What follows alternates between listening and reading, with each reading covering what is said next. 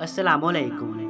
एक जंगल में बहुत सारी गायें घास चरती थीं और प्यास के वक्त पानी पीने जाती तो उन पर मगरमच्छ हमला कर देता। सब गायें भाग जाती मगर एक गाय का पाँव मगरमच्छ पकड़ लेता। अब गाय के लिए ज़िंदगी और मौत का खेल शुरू हो जाता है। गाय अपनी ज़िंदगी बचाने की जद्दोजहद शुरू कर देती है और मगरमच्छ अपनी भूख मिटाने की कोशिश में मसरूफ़ हो जाता है। लेकिन अफसोस का मकाम ये है कि इसकी हम ज़ातो हम कबीला गायें दूर खड़ी इस कश्मकश को देख रही होती हैं, लेकिन कोई एक भी गाय इसकी मदद को नहीं आती। पकड़ी जाने वाली गाय मगरमच्छ को पानी से बाहर तक खींच लाती है, लेकिन इस कश्मकश ने भी मुकम्मल तौर पर ख़त्म करने का पुख्ता इरादा किया होता है। इसके टांग को मजबूती से पकड़ रखता है। गाय की हिम्मत जवाब देने लगती है और हसरत भरी निगाहों से अपने हम कबीला को देखती है और गर्दन झुका देती है। मगरमच्छ उसे दोबारा घसीटकर पानी में ले जाता है।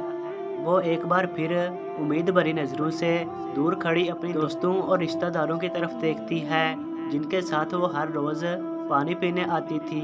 लेकिन दूसरी गायें हस्बे मामूल तमाशा ही देखते रहीं, मगर फिर वो अपना भरपूर जोर लगाती और पानी से निकलने की कोशिश करती है, लेकिन मगरमच्छ ने उसकी टांग को बड़ी मजबूती से पकड़ रखा था।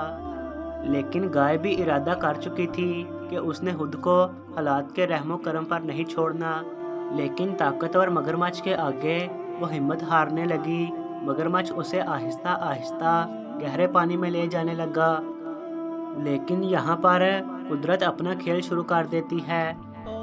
दो दरियाई घोड़े गाय की मदद को आ जाते हैं, जो अपनी भरपूर ताकत के ज़रिए उसे मगरमच्छ से आज़ाद करा देते हैं और ज़ख्मी गाय पानी से बाहर आ जाती है। अपनी जान बख्शी पर खुदा का शुक्र अदा करती है। ये ज़िंदगी आपकी है और उसे आपने ही गुजारना है।